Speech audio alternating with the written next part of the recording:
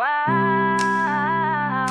women of the world. Oh yeah, this one's for the strong one, lifting up the broken, shining love so bright. Women of the well, bringing hope to the night. Out in the cold, lost and alone, no place to go, no warmth, no home. But there's a light, a love so true. They need to also understand things that cause also help them to find their feet moving forward, because they also need their own life. At some point at 18, they need to find their ground, they need to find themselves, they need to find purpose in life, they need to realize who they are. Above all, they need to find identity of themselves, because your mom identity is not your identity, your dad identity is not your identity. At some point, mom is gone, dad is gone, they've gone to be with the Lord, or they died. You wouldn't just be telling your kids what my mom did to me. At some point, you need to forgive, you need to get on, you need to make the change you want to see for your own children, not to experience what you're saying. This is the purpose of this particular program. I wasn't imposed on me, and when my dad died at 15, then there was no one. I was totally out of control. And I would go up there and say, boy, do you know what your rights are around stop and serve? Because I can have conversations, because I can see in their posture and what they're doing, what their future is. I can say, you tell me who your friend is. I tell you who you are.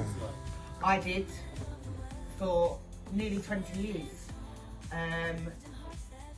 Young kids, we got together at 15. It was lovely, but we grew apart.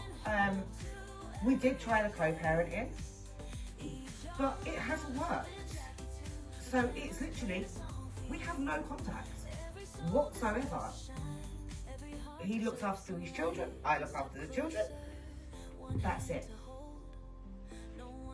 So, does anyone in the audience have any questions for these two lovely people here, or would like to talk about their own personal experiences regarding households? Both our parents are still that way to me, my sister, and stuff. I suppose that's why we've never been in that much trouble anyway. And then we have this generation who were completely realising that while their parents were trusting the authorities here, the authorities didn't have the same love and understanding. Yeah. So then we come to the next generation now, and they do not respect the police. Yes. So I'm a teacher. Okay.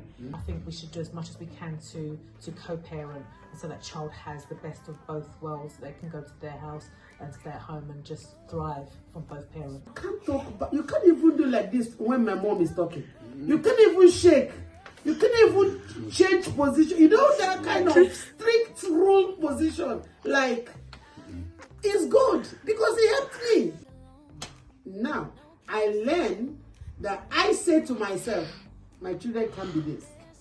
When he was 3 months old, I started giving him what we call eba, gari, our own. I didn't give him all these chicken and chips. They eat chicken and chips ceremonially. And there is some other people that have sadly their priorities completely wrong or messed up, and then they are not seeing that money is just a tool, and how important is that compared to your family or your livelihood. But unfortunately, this is what especially young kids have been bombarded with. It takes a village to raise a child, which everybody knows, because in African communities you don't survive alone, whereas in Western communities loneliness and being alone is just part of the course.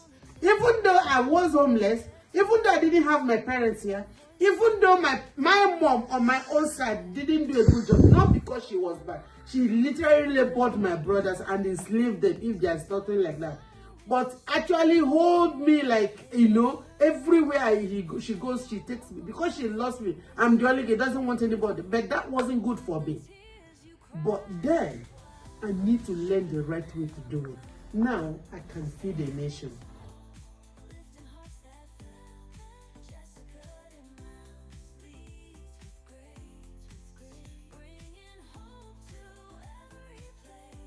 Irrespective, I want to use this opportunity first and foremost to say thank you for making our time. Time is money. Time is precious. For you to come here, it means the world to us. I love what the lead speaker said. He said, let's get on. because you are here. That these people are here, we can't be waiting for people who are not here. That is to show how much we value you. From the bottom of my heart, I want to say thank you for coming. And I know, fingers crossed, with somebody like him, you will not regret coming. Thank you.